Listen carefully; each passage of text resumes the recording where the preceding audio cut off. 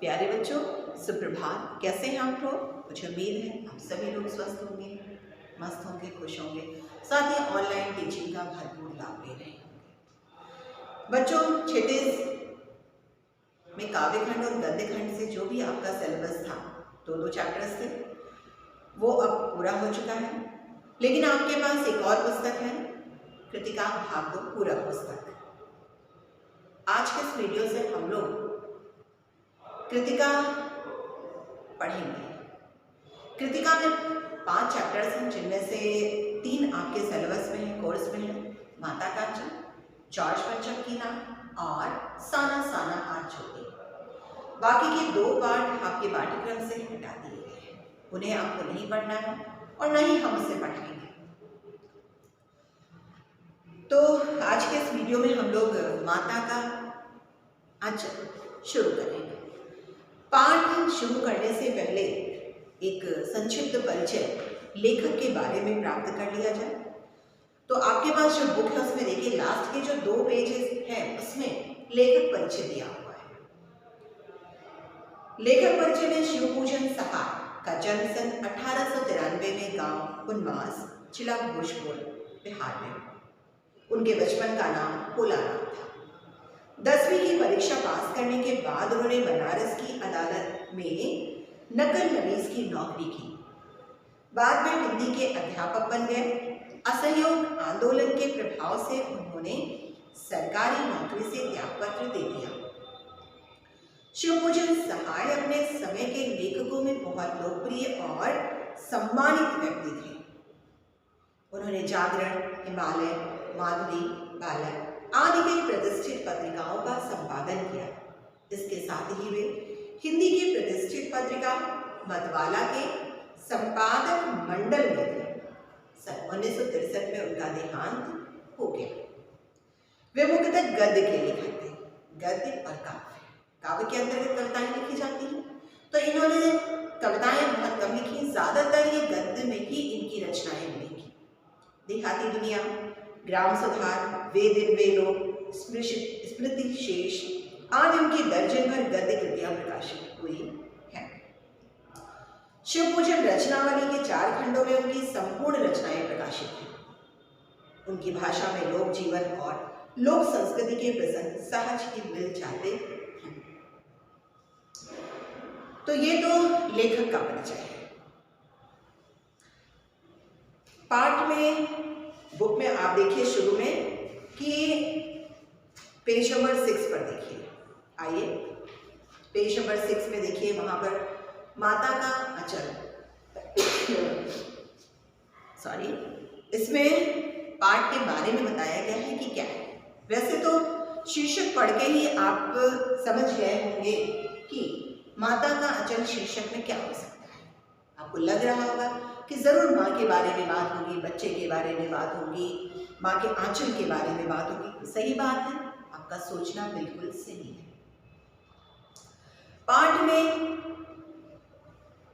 माँ का उसके बच्चे के साथ जो लगाव है, जो अपनत्व है, जो ममत्व है, और अपनत्व, लगाव और ममत्व का जो रिश्ता है उसके बच्चे के साथ, उसके बारे में बताया गया है। जैसे जैसे आप पाठ में आगे बढ़ेंगे, आप पाएंगे कि भोलानाथ जो पात्र है, कैरेक्टर है इस उपन्यास के एक अंश का, उसमें आप जानेंगे कि कैसे भोलानाथ का जुड़ाव उसके पिता के साथ होता है। और भोलानाथ ज्यादा से ज्यादा समय अपने पिता के साथ व्यतीत करता है, लेकिन उसके बाद भी जब उसे चोट लगती है, भावनात्मक लगाव के तहत वो अपने माँ के आंचल में ही शरण लेता है, क्योंकि माँ के आंचल में अपने आप को ज्यादा सुरक्षित महसूस करता है। स्नेह मिलता है, प्रेम मिलता है, लगाव मिलता है। यही बात पाठ में बताई गई है। तो अब हम देख लेते हैं कि जब माँ का अंचल यहाँ पर लिखा है, तो आंचल, आप सोच रहे होंगे कि गलत है, नहीं, आंचल ये क्या है? तत्सम। आंचल यानी माँ का आंचल, पल्लू। लेकिन ये जो आंचल है, ये इसी का तत्स्वरूप है। क्या है? तनहुआ। ठीक है, तो यहाँ पर जो शीर्षक है माता का आंचल, बिल्कुल सही लिखा है, कहीं से कुछ भी गलती नहीं है। अब ये जो माता का आंचल पाठ है, ये शिव पूजन सहाय की देहाती दुनिया, ये क्या है? ये इनका उपन्यास है। उपन्यास, कौन सा उपन्यास है? आंचलिक उपन्यास है। आंचलिक उपन्यास, आंचलिक उपन्यास है ये इनका, और इसी आंचलिक उपन्यास का अंश है माता का आंचल पाठ, इसी से लिया गया है। ठीक है, और ये जो उपन्यास है ये आत्मकथात्मक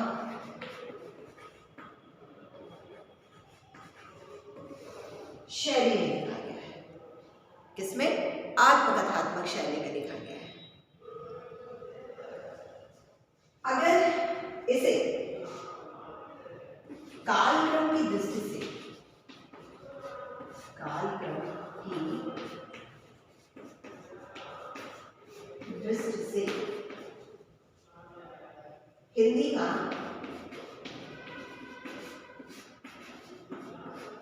पहला आंचलिक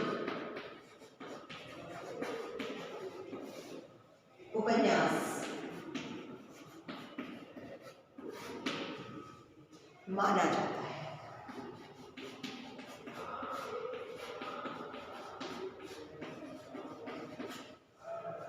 ठीक है, ध्यान दीजिएगा, मैंने लिखा है कालक्रम की दृष्टि से। ठीक है, हिंदी का पहला आंचलिक उपन्यास माना जाता है। तो ये तो पाठ के बारे में आपका हो गया कि क्यों आंचल यहाँ पर लिखा हुआ है। तो अब तक आप समझ गए होंगे कि आंचल यहाँ पर क्यों लिखा गया है। अब पेज नंबर 6 में देखिए पाठ के बारे में लिखा गया है। पाठ के बारे में क्या लिखा गया है उसकी जानकारी प्राप्त कर लेते हैं।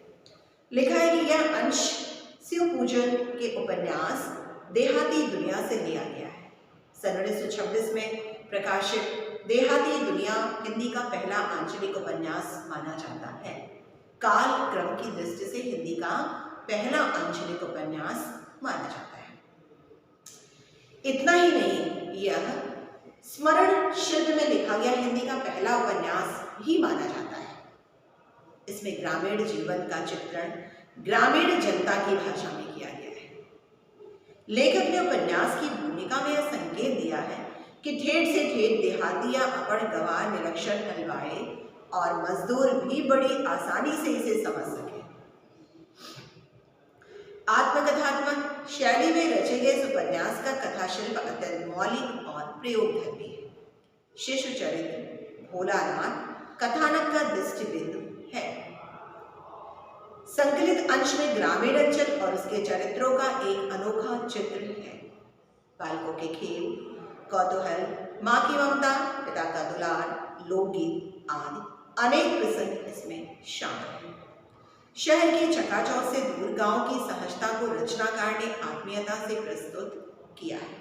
यहाँ बाल मनोभावों की अभिव्यक्ति करते करते लेखक ने तत्कालीन समाज के पारिवारिक परिवेश का चित्रण भी किया है। बच्चों, जैसे जैसे आप पाठ में आगे बढ़ेंगे आप पाएंगे कि माता का आंचल शीर्षक के अंतर्गत बताया गया है कि कैसे बालक भोलानाथ का जुड़ाव उसके पिता के साथ, लेकिन जब उसे चोट लगती है, कष्ट मिलता है, तो क्या करता है? माँ के आंचल में शरण लेता है। इसके अलावा भोलानाथ और उसके साथियों के खेल कौन कौन से हैं, किस प्रकार के वो खेल खेलते थे। उस वक्त विज्ञान भी इतना आगे नहीं बढ़ा था। तो अगर जब आप जानेंगे तो आप पाएंगे कि भोलानाथ के खेल और आपके खेल में बहुत अंतर है। और खेल तो जीवन के लिए, बच्चों के लिए अति आवश्यक है। उससे उनका शारीरिक और मानसिक विकास होता है। तो इस प्रकार से पाठ पढ़ने के बाद आप जान पाएंगे उस वक्त का ग्रामीण समाज, बच्चों का माता पिता के साथ लगाव, स्नेह, भावनात्मक लगाव, उस वक्त का पारिवारिक परिवेश कैसा था, सबके बारे में। तो चलिए अब हम लोग पाठ की तरफ आगे बढ़ते हैं। माता का आचरण, शिव पूजन सहाय। लेखक, जहां लड़कों का संग तहां बाजे मृदंग, जहां बुढ़ों का संग तहां खर्चे का तंग। पाठ की शुरुआत ही तुकबंदी से होती है। क्या है? जहां लड़कों का संग तहां बाजे मृदंग। मृदंग एक प्रकार का वाद्य यंत्र होता है जो ढोलक के आकार का होता है, लेकिन ढोलक और मृदंग में अंतर होता है। ठीक है, तो जहां लड़कों का संग, और ढोलक क्यों बजती है? खुशी का माहौल होता है, उत्साह का माहौल होता है, जोश का माहौल होता है, तो ढोलक बजती, वाद्य यंत्र बजते हैं। तो लेखक कह रहे हैं कि जहां लड़कों का संग, जहां लड़के होते हैं, युवा होते हैं, बच्चे होते हैं, किशोर अवस्था के बच्चे होते हैं, वहां हमेशा हंसी, खुशी, उत्साह, जोश का माहौल होता है। और जहां बुढ़ों का संग तहां खर्चे का तंग। लेकिन जहां पे ज्यादा उम्र के लोग होते हैं एक साथ, वहां पर हमेशा घर परिवार की खर्चे की बातें होती रहती हैं। हमारे पिता, चूंकि आत्मकथात्मक शैली में लिखा गया है, इसलिए शिव पूजन सहाय के बचपन का नाम ही भोलानाथ था। बचपन में उन्हें भोलानाथ के नाम से उनके पिता बुलाया करते थे। तो क्या हमारे पिता तड़के उठकर निपट नहाकर पूजा करने बैठ जाते थे। तड़के सुबह सुबह, प्रभात की बेला में, सवेरे क्या करते थे? सुबह सुबह उठ जाते थे और निपट नहा करके अपने दैनिक क्रियाकलापों से निपट करके पूजा करने बैठ जाते थे। हाँ, बचपन से ही उनके अंग लग गए थे। अंग लगना यानी कि साथ रहना, ज्यादा से ज्यादा साथ रहना, जुड़ाव, भावनात्मक जुड़ाव। तो लेखक कह रहे हैं कि हम बचपन से ही उनके अंग लग गए थे, यानी जहां पर पिताजी रहते थे वहीं पर हम भी रहते थे।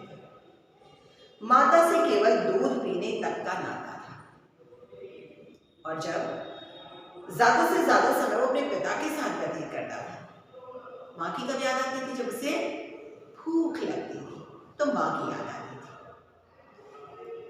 इसलिए पिता के साथ ही हम भी बाहर की बैठक में ही सोया करते हैं। बालक भोलानाथ अपने पिता के साथ बाहर की बैठक में सोते थे। वो अपने साथ ही हमें भी उठाते और साथ ही नहला धुलाकर पूजा पर बिठा लेते। अब देखिए, आज के परिवेश में, आज के दैनिक क्रियाकलाप में और पहले के दैनिक क्रियाकलाप में क्या अंतर है? बहुत सुबह लोग उठ जाते थे, आज भी कुछ लोग उठते हैं, लेकिन सभी नहीं उठते हैं। और पिता अपने बच्चे को, यानी भोलानाथ को, साथ में लेकर के सोते थे। और पिता जब उठते थे तभी भोलानाथ को भी उठा देते थे और अपने ही साथ नहला धुला करके पूजा पर बिठा लेते थे। हम भभूत का तिलक लगा देने के लिए उनको दिक करने लगते थे। किसका? भभूत। मंदिर वगैरह में आपने देखा होगा, जो हवन कुंड होता है उसकी जो राखी होती है उसी को भभूत कहते हैं, क्योंकि कई प्रकार की आहुतियां उसमें पड़ी होती हैं। तो भोलानाथ कह रहे हैं, लेखक कह रहे हैं कि हम भभूत का तिलक लगा देने के लिए उनको जिद करने लगते हैं।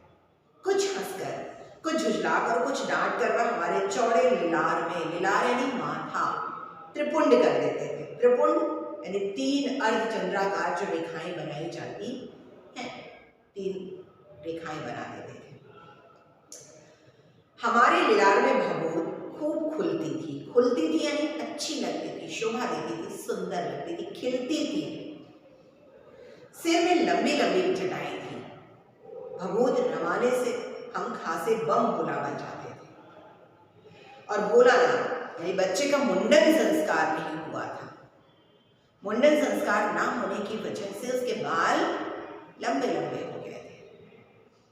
और माथे पर त्रिपुंड लगा देने से वो क्या कहता था कि हम बम भोला बन जाते थे, यानी भोलेनाथ महादेव बन जाते थे, उनकी तरह लगने लगते थे। महादेव के भी जटाएं। पिताजी भी हमें बड़े प्यार से भोलानाथ कहकर पुकारा करते थे। तो क्या कह के पुकारा करते थे? बचपन का क्या नाम था? भोलानाथ, क्योंकि पिताजी भोलानाथ कह के पुकारा करते थे। और भोलानाथ क्यों कह के पुकारते थे? क्योंकि बालक का मुंडन नहीं हुआ था, जिसकी वजह से उसकी लंबी लंबी जटाएं थी और साथ ही उसके मस्तक पर भभूत का चंद्राकार त्रिपुंड बना दिया जाता था, जिसकी वजह से वो बम भोला लगने लगता था। पिताजी हमें बड़े प्यार से भोलानाथ कहकर पुकारा करते, पर असल में हमारा नाम था तारकेश्वर नाथ। क्या नाम था? तारकेश्वर नाथ। अब देखिए क्वेश्चन आपका फ्रेम हो गया, पिताजी किस नाम से बुलाते थे? प्यार से भोलानाथ।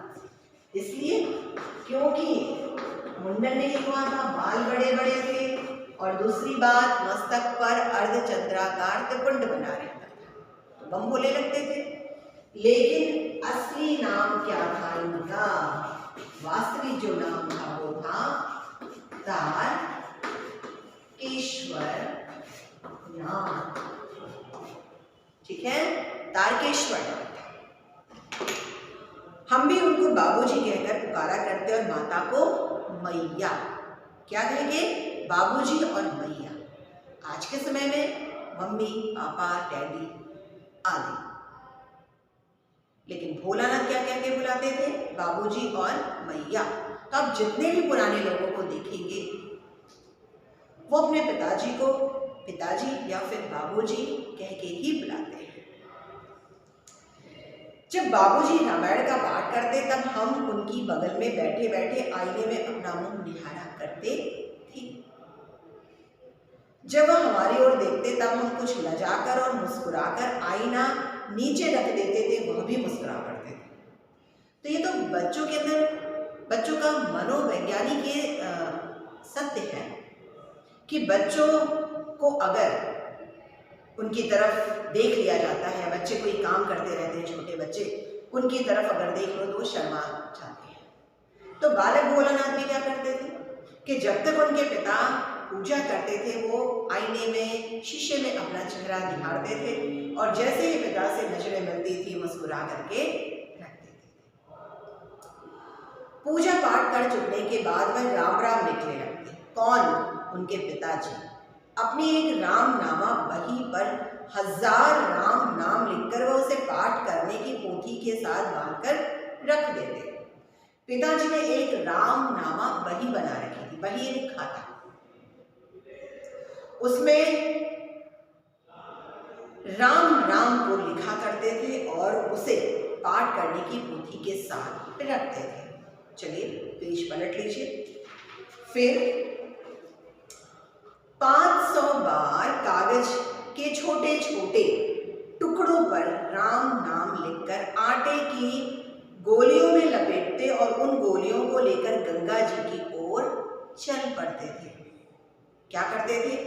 500 बार कागज के छोटे छोटे टुकड़ों पर राम नाम लिखते थे और उनको आटे की गोलियों में भर करके गंगा जी की तरफ उन गोलियों को मछलियों को खिलाने के लिए चल पड़ते थे। उस समय में जब वो गंगा जी की तरफ जाते हम उनके कंधे पर विराजमान रहते थे।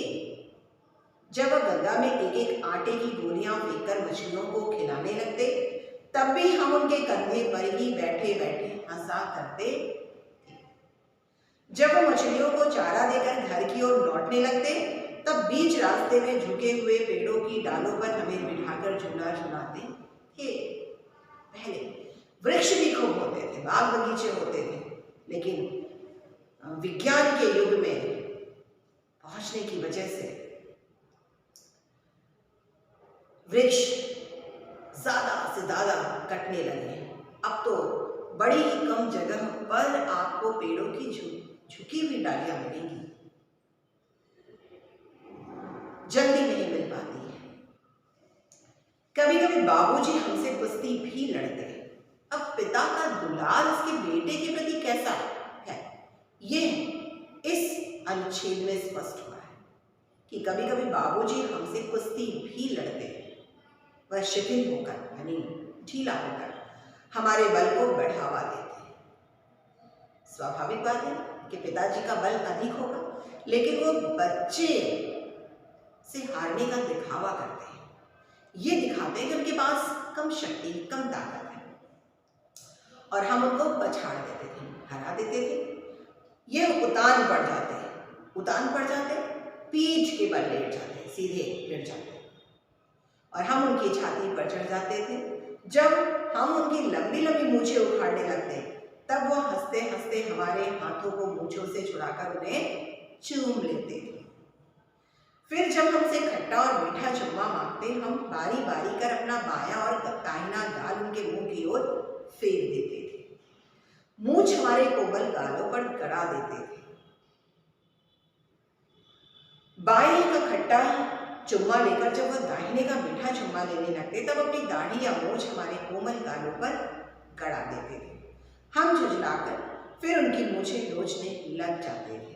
इस पर वह बनावटी रोना रोने लगते और हम अलग खड़े खड़े खिलखिलाकर हंसने लग जाते थे। तो इस प्रकार भोलानाथ के पिता के पास भी समय था अपने बच्चे के लिए। आज क्या परिवर्तन हुआ है? आज माता पिता इतना व्यस्त हो चुके हैं कि उन्हें अपने बच्चों से इस प्रकार का दुलार दिखाने का उनके पास समय ही नहीं है, जो कि बच्चे के मानसिक और शारीरिक विकास दोनों के लिए घातक है। माँ बाप का स्नेह दुलार उसके बच्चे को पूरी तरीके से मिलना चाहिए।